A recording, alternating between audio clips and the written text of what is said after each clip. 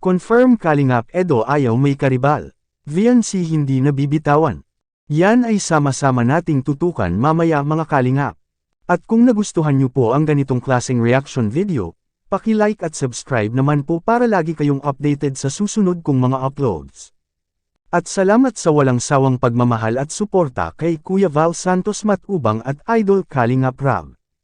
Paalala, panoorin at tapusin ang video na ito para malaman mo kung ano ang nilalaman nito bago mag-comment.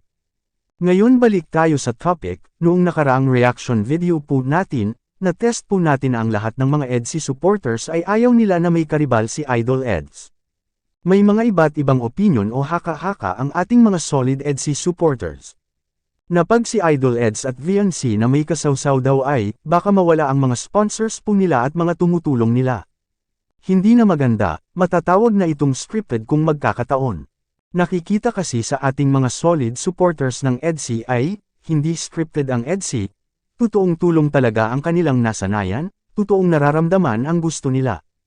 Kaya confirm na ayaw ni Idol Eds na may karibal. Noong nakaraang araw isang K-Boys ang gustong makipag-partner siguro ni VNC at sinabihan ni Idol Eds na huwag na. Doon ka na lang sa iba, akin na siya, wala nang ibang makahati pa. Pwede ka naman doon sa iba, alam nyo na siguro kung sino yun mga Kalingap. Basta ang gusto ni Idol Eds, na si VNC lang ang gusto lang niya na makapiling at makasama sa araw-araw. Dahil ni VNC kasi, ay marami nang nagmamahal na sponsors kay Idol Eds. Kay VNC lang siya nakatanggap na may nagbigay ng malaking halaga worth 250,000 pesos at maraming pang iba. Kaya bawat lakad nila Idol Eds at VNC, kapit na kapit talaga ang dalawa, na ayaw na nila mawala ang isa't isa. Maraming nagmamahal kay Idol Eds at VNC ngayon, dahil ito ay pangpawala ng problema. Lalo na ang ating mga solid supporters ay mga senior na. Kaya dito sila kumukuha ng lakas sa EDSI mga Kalingap. Wala nang hahanapin pa ang ating mga kababayan, ang EDSI lang ang kanilang inaabangan. Lalo na grabe magpakilig ang dalawa, at unti-unti na itong nahuhulog ang kanilang damdamin. Sila na ang susunod ni Idol Roel at Rachel mga Kalingap.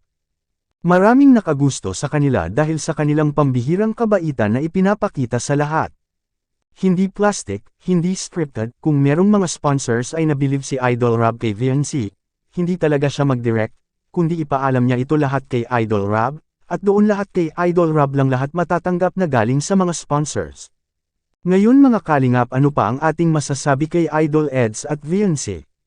Kasal na lang ang kulang sa dalawa. Or usisihin po muna ang mga ugali nila sa isa't isa. Please comment lang po sa ating comment section mga Kalingap. Para mabasa po natin kung ano ang inyong mga opinion sa EDSI, hanggang dito lang po muna ang ating Kalingap Kuya Ers latest update ngayong araw mga Kalingap. Sana'y suportahan po natin palagi si Idol Rob sa kanyang mga vlog. Dahil dito kinukuha ang mga gastusin, tulad ng pabahay, alawan sa mga beneficiaries, groceries at pagkain at iba pa. Hanggang dito lang po, huwag kalimutang mag-like at subscribe, maraming salamat po, to God be all the glory.